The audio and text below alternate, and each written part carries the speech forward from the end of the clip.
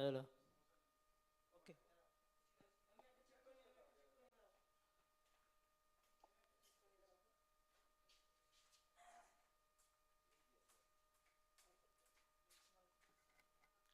Hello, hello, hello. Check. Hello, check, check. Hello. এসছে তো? ফ্যানটা ছাড়াও তো আসছে। Hello, hello, hello.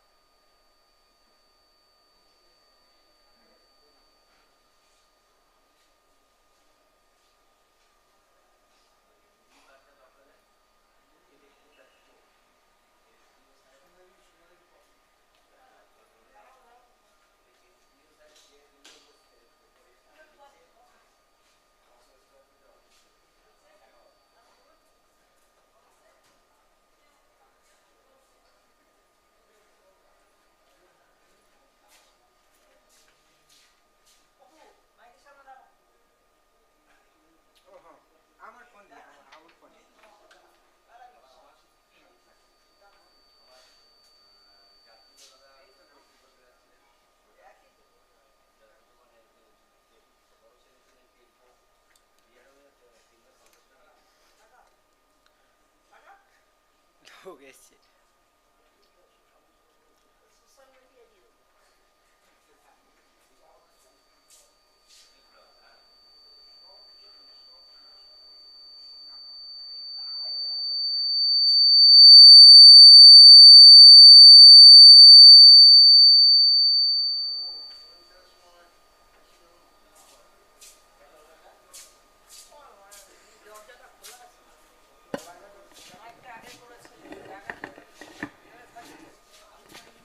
চেক ও টেস্ট। ঠিক আছে।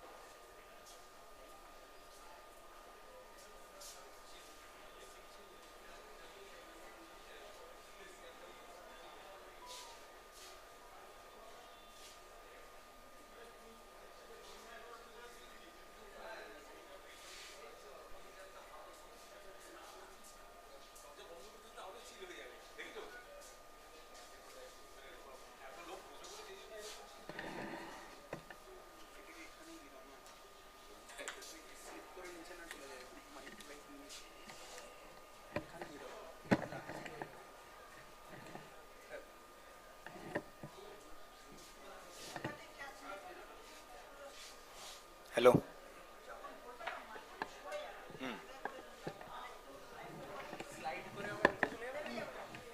না এই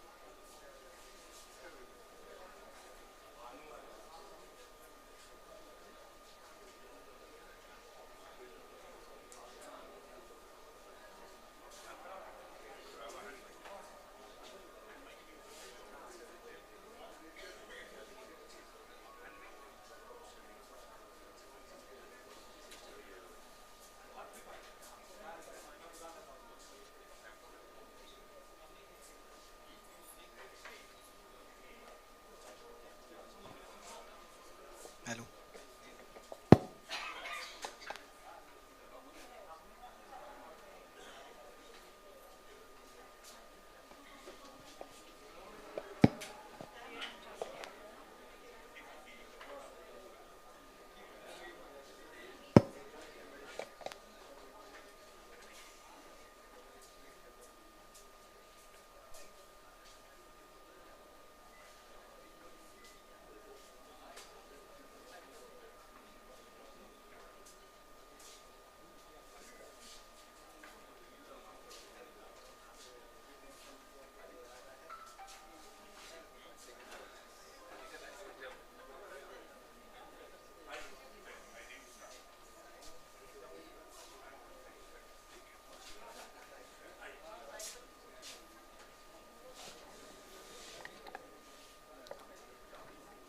A very good evening to everyone present here.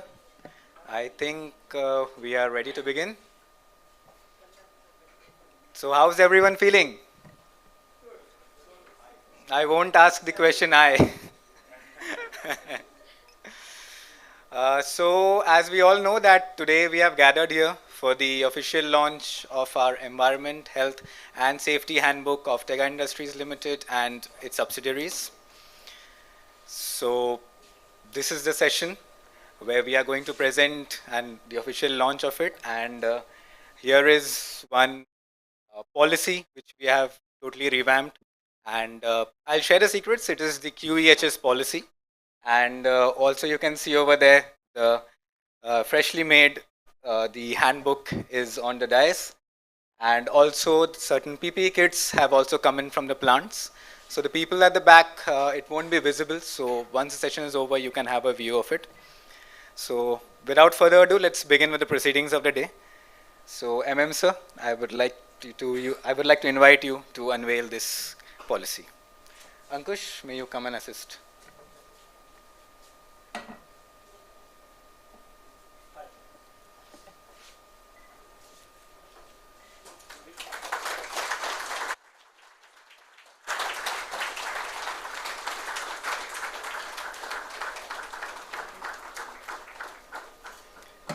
Thank you, sir.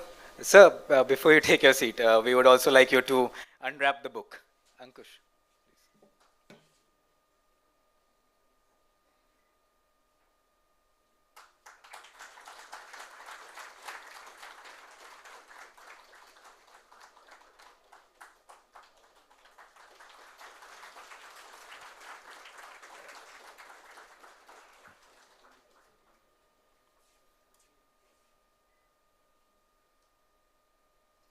Okay, so now, sir, you can have a seat.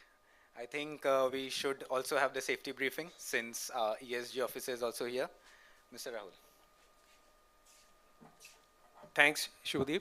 I welcome you all and my fellow colleagues from other sites, offices, plants, senior leadership team, executive committee members.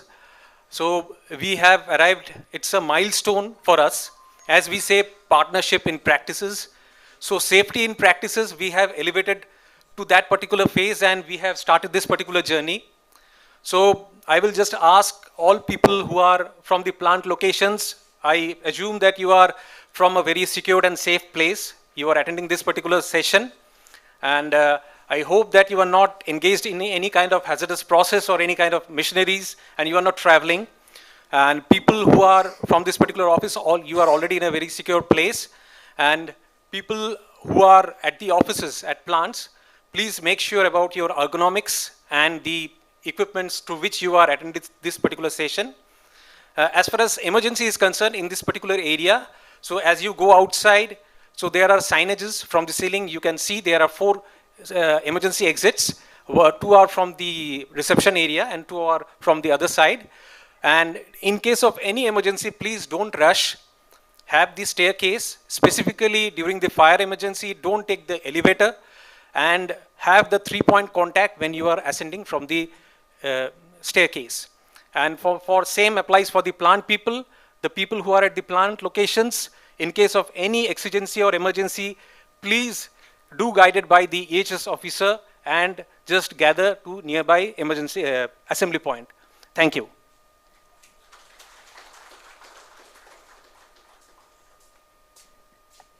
Thank you for the safety briefing, Rahul sir. Well, before we proceed further, let me give you a brief insights of what the contents of the books are. So over here we have tried to incorporate like various environmental, health and safety aspects and the various plan or the mitigation plans you can call, so that we can reduce the risks associated with it and so that we can venture towards a safe and sustainable future. Well, next up, I would like sir to brief us and share us his views with a few words.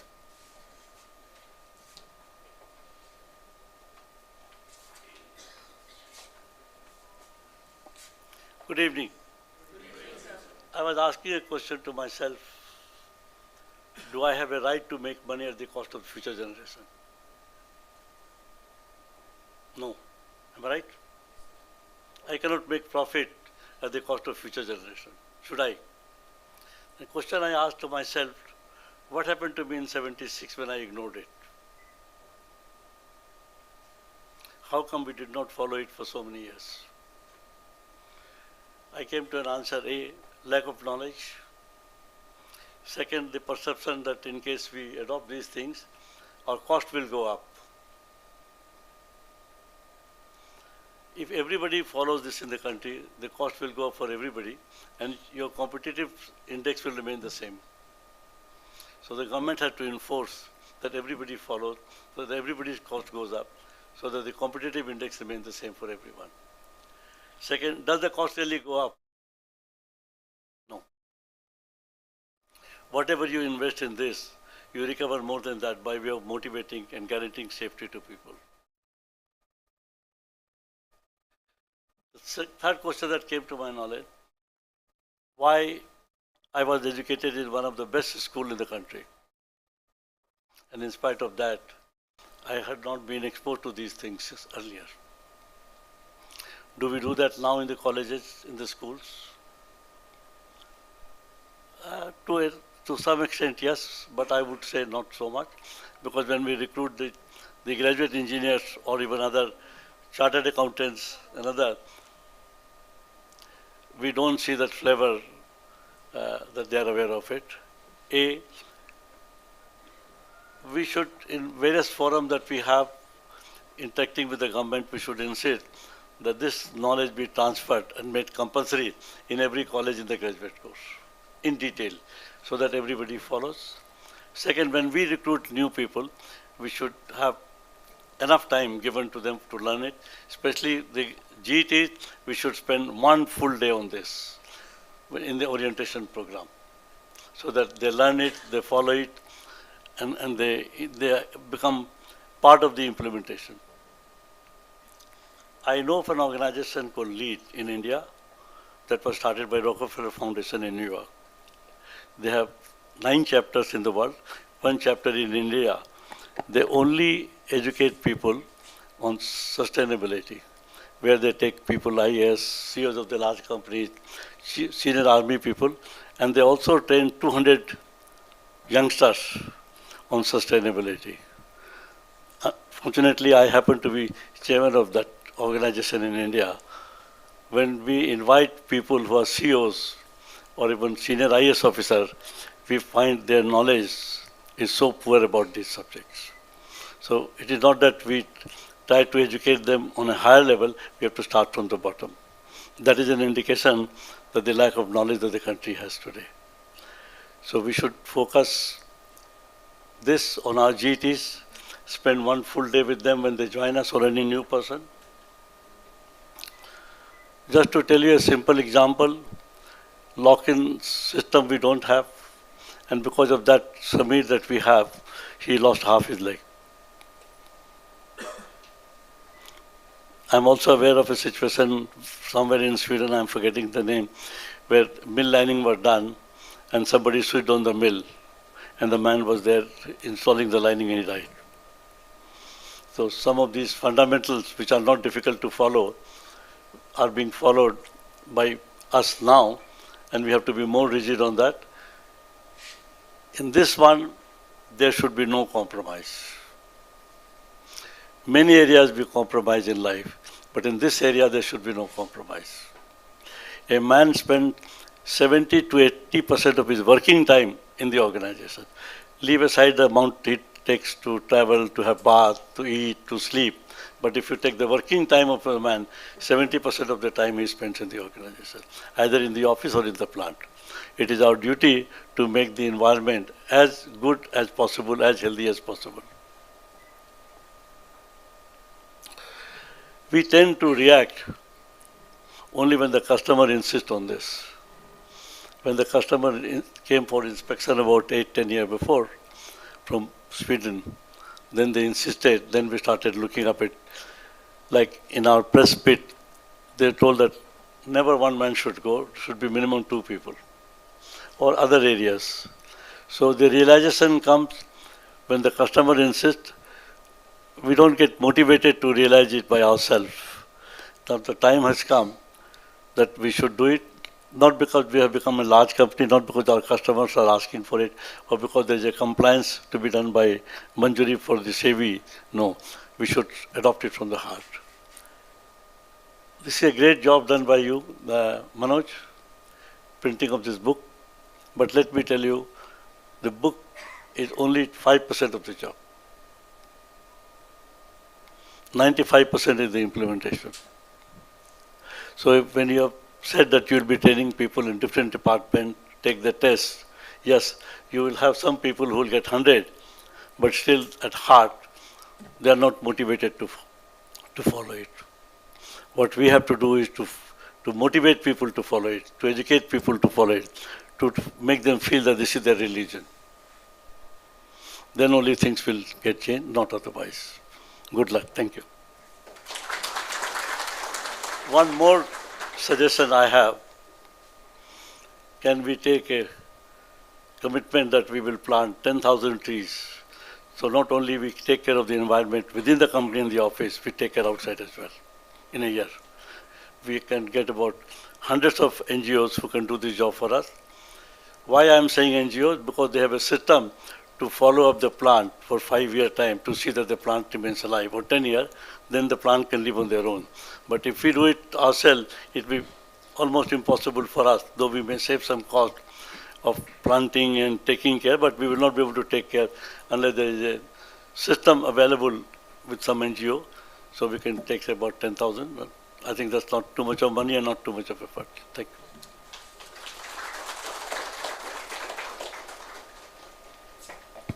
Thank you, MM sir, for sharing your experiences. So next, I would request Imam sir to share a few words.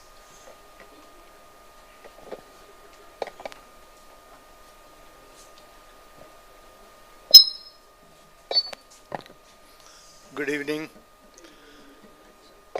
So, environment, health and safety. This is a topic which has been going on for the last 8-10 years, industry-wise. But enough attention has not been paid on that. 20 years back when we started with ISO, which started with 9001, every company which got the certification would proudly put it in their website, in their brochures and everything, saying, "Okay, we are an ISO 9001 company." After 20 years, I don't think you find anyone saying, "Okay, I'm an ISO 9000 there." That becomes the standard. That is a basic, that is the starting point now. Health and safety and environment has been on the topic, especially from companies working in the Western world. And even in 2003 and 4, when we were working with Boliden, and the waste, at that point of time, we were taking back our liners. And they were insisting to dispose it off in an environmentally friendly way. That's close to around 20 years now. Regulations are going to come in. Regulations are already coming in for reporting, and this thing is there. In 5 years, we will not be able to survive as an organization if we do not help each and every aspect of environment, health and safety covered, not only in our manufacturing of the process, as well as our product being compliant with environmental this thing, which means recycling, reuse, repurposing all the product. We have already started in some aspect of looking at the product in the product department and everything to see that it is compliant with a zero wastage product.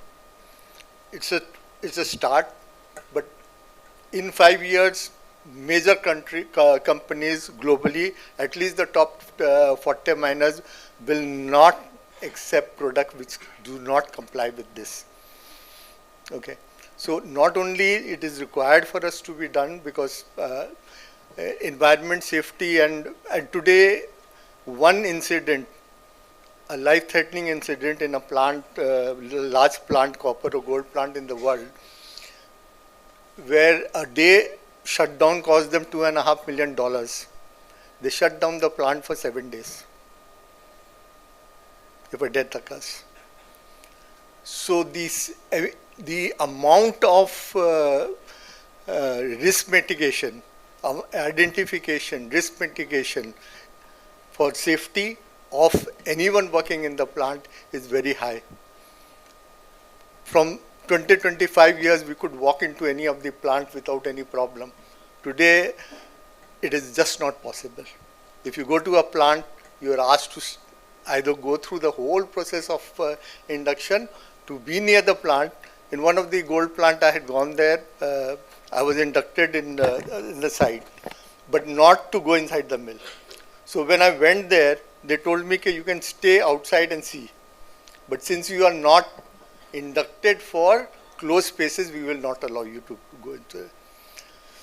So this is something we must do, and not only do just for the purpose of compliance, but also to see that the circle in which we are operating, everyone is safe, healthy, and in a sustainable manner, because finally we have only one earth. Till now we don't have another one, and we have to safeguard this.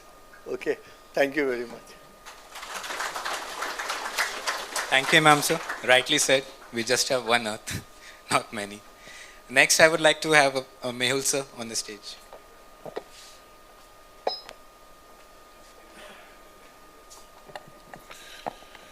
So the words, environment, quality, health, safety, I think are self-explanatory. Nothing much to define what those mean, and I'm sure all of us with our vocabulary very easily understand what it is. I think what I'd like to share is my thoughts around it. It's no more a statutory requirement. Of course, it started world over as a statutory requirement for many, many organizations across the world. But I think for us in Tega it should mean something different, more centered around a commitment rather than an obligation to any stakeholder. It's a commitment not only to ourselves, but also to our colleagues, our customers, stakeholders, vendors, all those who we touch in different ways, either through supply of product or through any other ways in terms of providing service or doing business with them in any fashion, including employment and contractors. Reason being that we want everyone to be safe, we want everyone to go home safe, we want everyone to believe that we manufacture a product which is manufactured in a safe environment. It's the best product because it has the right ingredients, it has the right quality, both in design, engineering, and manufacturing. And we do it in a fashion where people are positively impacted. And not only just people, but also our environment. So as Yavar mentioned, way back 20 years ago, we used to landfill used liners in Europe.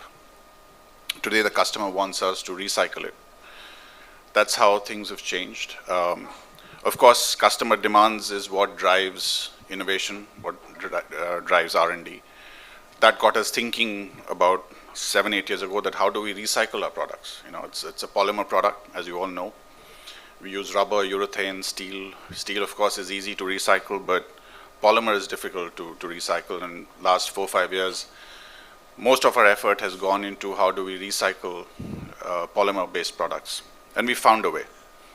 But that came more from the customer's need rather than our own invention. But that's a start, because now from there on, I think we are completely committed to developing more and more solutions towards making our product more and more green. But then it just doesn't start or end with product. That's the easier one to do. But more to do with culture. So I think it has to be top down. If we go to a plant, or if we visit a customer, or we even go home, how many of us are really conscious about wearing a safety belt or a seat belt in the car? Those sitting in front, we know if we don't wear it, the police will catch us. But those sitting at the back don't care. While if you go overseas, if you travel anywhere else in the West, or even in Australia, or even a country like Singapore, you'll get fined if you don't wear a seatbelt at the back. It's a cultural change, right? So if we truly believe, and that's where I talk about commitment, if we truly believe that we want to be safe, those sitting in the back seat will also wear a safety belt or a seat belt. When we go to the plant, we'll be the first one to ask for a pair of safety shoes. How many of us ask for a pair of safety shoes? We're given one, that please wear it. Right? So it starts from there. If we start displaying a change in behavior or mindset, we will influence many around us, including our family members. If you ask your own child to wear a safety or a seat belt at the back of the car, he or she will then influence others as well. That's how the message spreads. So that's how I view this policy. It's about how we impact everyone around us, not about a book or this event where we just celebrate this moment and go back to our old ways of, again, traveling in a bus by hanging on the footboard. If the bus is full, don't step on it, wait for the next one. Yes, people will laugh at you, your wife will say you are 30 minutes late coming home. Maybe you're sitting somewhere and having a drink, but that doesn't matter. At least you go back home safe. And you will influence 2 other colleagues to do the same. That's the bigger part. So I just want to leave you with that thought in terms of how I view it, and I hope I've been able to influence a few of you to think of it differently. So thank you. Thank you, Mehul sir, for sharing your insights. Next, I would like to call upon stage Mr. Sharad for your words. I'll just extend that example of the car. It's not even the police wala. 100 रुपए fine दे देंगे. It's about the beep which happens and irritates us actually. ठीक है. So EHS is not a buzzword now. It has to be a part of life. It has to be our DNA. And we need to practice EHS even if no one is seeing us. It's like saying truth to myself actually. I can't lie to myself. So this adherence of EHS policy is nothing, but it's a commitment to ourselves, to our families, friends and the society at large. Is EHS expensive? No, it's priceless actually. Because it's a price of a human being, it's a price of a soul actually. You know, even if that soul can be a human being, it can even be a small kitten crossing your road when you are driving a car actually. So it has to become a part of our DNA. It has to be our behavior, our way of life, and we need to collaborate with each other and influence each and every one actually. A small incident, we took the robe out of this board actually. It's a silky cloth actually. You know, we should immediately remove it. So nobody will teach us. It's like when we start thinking like that, it comes to us automatically. And all of us need to participate with each other. It's not about you, me, it's all about we. That is all I want to leave this thought with you. Thank you so much. Thank you, Sharad sir. Next, I would like to call Bhanu sir for his words. So, good evening, everybody. This topic is very close to my heart, and so which is why I've taken some notes, and I'll be a little longer, so bear with me. So first of all, I mean, why do we, Imam sir said that in the Western world, safety is paramount important, and whereas in our country it is not. The simple reason being, and I'm from HR, I look at it psychologically. The simple reason is that in our country and country like ours, we keep self at the last. The objective is paramount. We are nowhere. And that is how we are at home. That is how, I mean, like typically our mothers or wives are. That's how we are in a larger setup. And that is where something to do with our personal safety or something to do with, I mean, like environment, everything comes at the last. Slowly, things have started changing and we have started realizing that self is important. And also we are starting to realize that when self is important, it does not mean that we will not meet the objective. We will actually meet the objective better rather than keeping it at bay. Both are not mutually exclusive. That is the understanding we are slowly we are developing. That is point number one. Point number two is that we typically, the role of protection is generally left with somebody else. At homes, the role of protection is with the father. So the role of protection is always with somebody else. It is not our own responsibility. And that is what happens in the office also. We think that the role of protection is of the management. And hats off to you, I have not seen anybody more courageous than that, coming, and saying that for 30 or 40 years, the focus was not there, and now, we are doing that. We all need to have the same courage, and we need to take the onus on us. Because typically, see, at home, what happens if a glass is broken? What do? We don't wait for the maid to come till the morning, right? We clean it up ourselves. What is the reason? We are bothered about the safety of our wife, our kids, our family members at home. But in the office or in the plant, when we see something, we just pass, right? Are we not bothered about the safety of our colleagues? Are we not bothered about the safety of our HOD or our juniors? So it's not a training issue. At deep down, it is an issue about camaraderie. It is an issue about considering the other human being. It is an issue about respect. So what I urge to everybody is to show the same courage what has shown, and take it as an individual issue. Because if we all own it up, and if we consider, and if we say that we are all colleagues, we care for each other, then there should be zero incident happening in Tega. Safety policy or no safety policy, it's the issue. It's a human issue. In open, when we ask, we get the answer, everything is fine, right?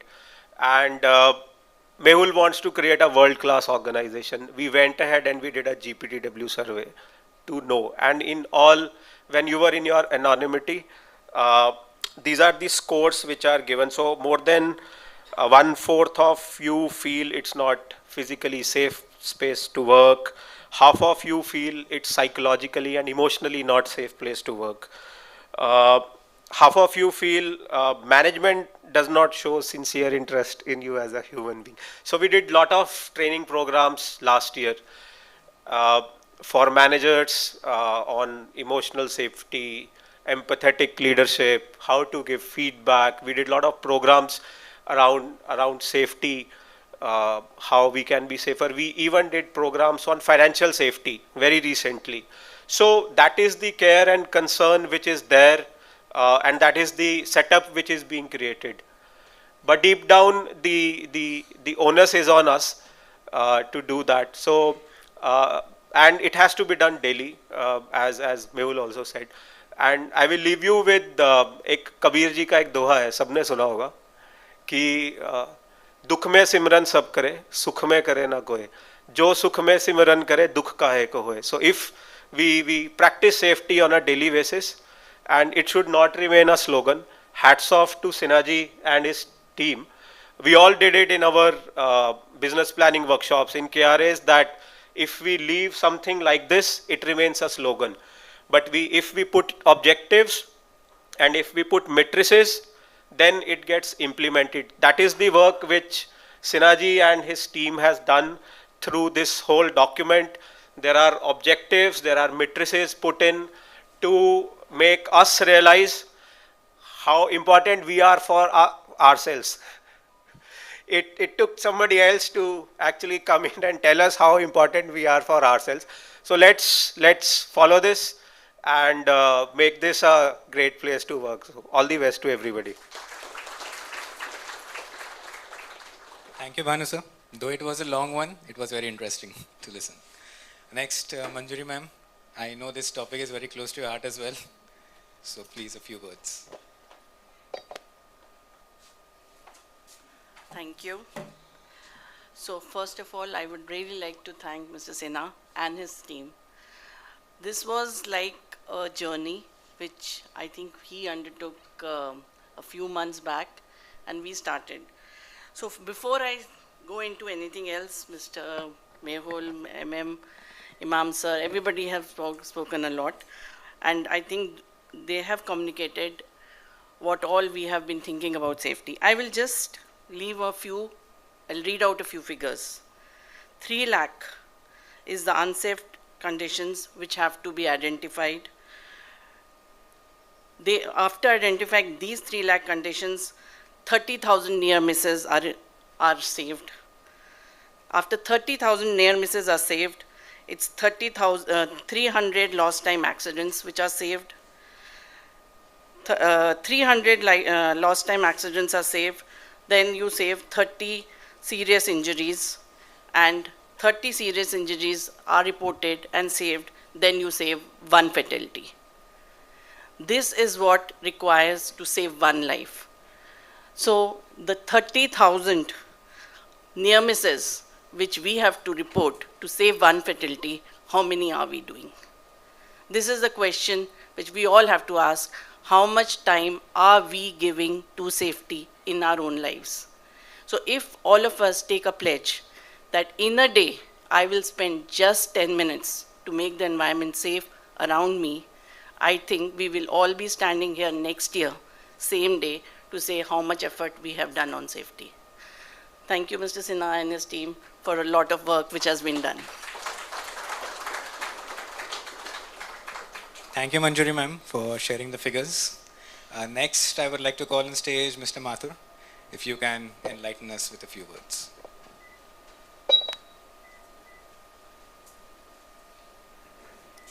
Good evening, everybody. Actually, it's an honor to be present in a forum like this, where there's a wholehearted commitment on safety. When MSCL, I'm talking on behalf of MSCL right now, when MSCL factories people used to visit, and I remember what Mr. Mehul said, that with this kind of factory layout, probably I would be very scared to walk into the factory. Now, this coming from a person of his stature means a lot. It really changed the outlook of people there. They started wondering, they started asking this question, why this comment?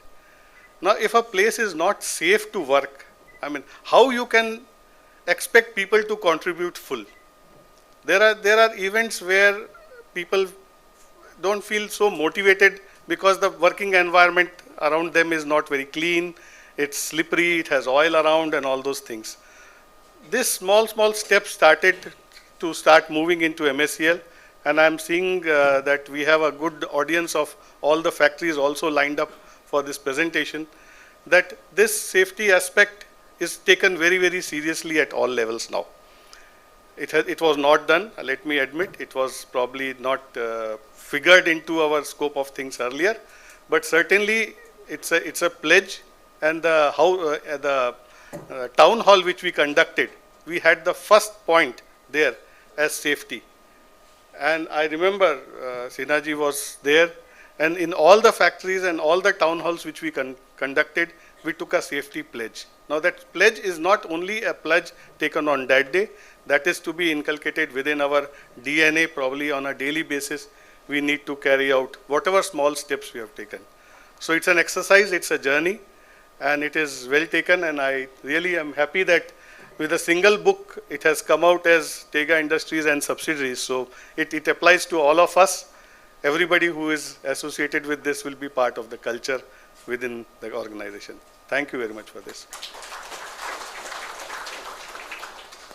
Thank you, Mathur sir, for sharing your views. Now, since most of the speakers have called this particular book a journey, now I would like to call the steering member of this journey, Mr. MKS, for his views also. Thank you, Shubhadeep, and since we are talking about this handbook, it would be injustice if I don't mention the effort taken by both Shivadeep and Ankush. Long hours that they put to compile this, and not a day or 2 days, but I think going into a couple of months. Yes. Yeah. So I would say couple of months, and this is an outcome of a lot of effort put in by these two people, and also effort put in by safety people, departmental heads, plant heads. All of them have contributed, given their inputs. We have taken inputs from across functions. We have tried to build chapters around cyber security, IP security, how to address them. These are topics which are very relevant today, and we need to be alert on safety of in all aspects, not just human beings, extending out to our plant, machinery, equipment, inventory, money. And we have tried to make a document which will stay relevant for at least couple of years down the line. Though it will undergo revision as and when it is deemed fit with better insight that we have on the subject. We've tried to make a small beginning. Some baby step has been taken in the right direction, in a direction to make Tega a top performing EHS organization. But remember one thing, we'll not be airdropped there. So it's a journey that all 2,500 of us across the globe will have to take together. It'll be a difficult journey, but the resolve is there. The commitment from the top management has already been voiced, and we will make sure that it is actioned upon. I've been talking to Mehul, I've been talking to Bhanu, I've been talking to MM sir, and it has, as it has been said, this book is, the handbook is just the 5%, the beginning 5%, 95% we still need to traverse. But the commitment is very much there, and there's no reason why we will not be there. Beyond this, you will see many activities happening on a very fast pace. Rahul Dev, our ESG head, has been given this responsibility to steer it, and I'll be working closely with him to make sure that the initiatives are actioned upon. A lot of training would need to be done, retraining would need to be done. The processes defined has to be deployed on a standardized basis across organization. And when I say organization, it's not limited to the factories. It'll be covering all the factories, Tega Industries, plus the subsidiaries, all the branches, all the offices, head offices, everywhere. So relevant portions will be deployed everywhere. And we'll make sure that it happens. While both Bhanu and Manjuri did mention my name, let me tell you that three of us, we have together mentored the whole process, and this is an outcome of mentoring together. And I would like to end with giving a commitment to MM sir that the pledge that you wanted, we take the pledge on behalf of Tega and the subsidiaries to make sure that 10,000 trees are planted in a safe way, so that they are able to flourish and grow in years to come. So it will not be one odd activity of just planting the tree. We will make sure the process is integrated end to end, so that those planted trees survive and they live. There is a purpose, and it will not be a one-off activity also. We'll start with 10,000 and maybe grow over the years. Thank you very much.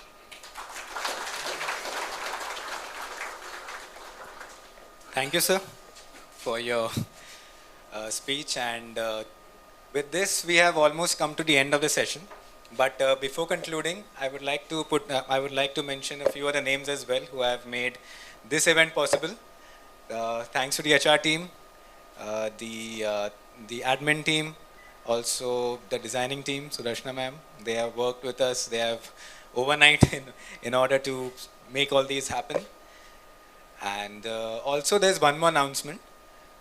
Right after this event, there will be a mail which will be going to all of you. So we have jointly pondered upon this to arrange a health and safety slogan competition, the details of which will be shared over the email, and would request all of you to participate in it. And definitely there are prizes also associated with the winners and the first runners-up and the second runners-up. So thank you for your patience and joining us after your working hours. Now I think we can break for snacks. So thank you everyone for today.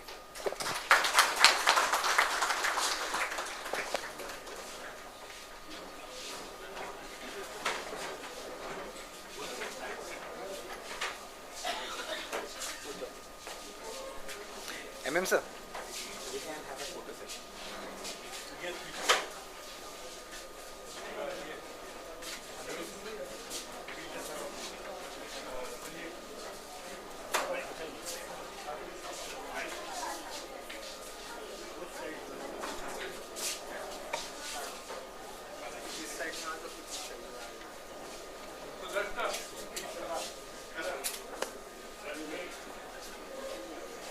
फिर mic पकड़ लिया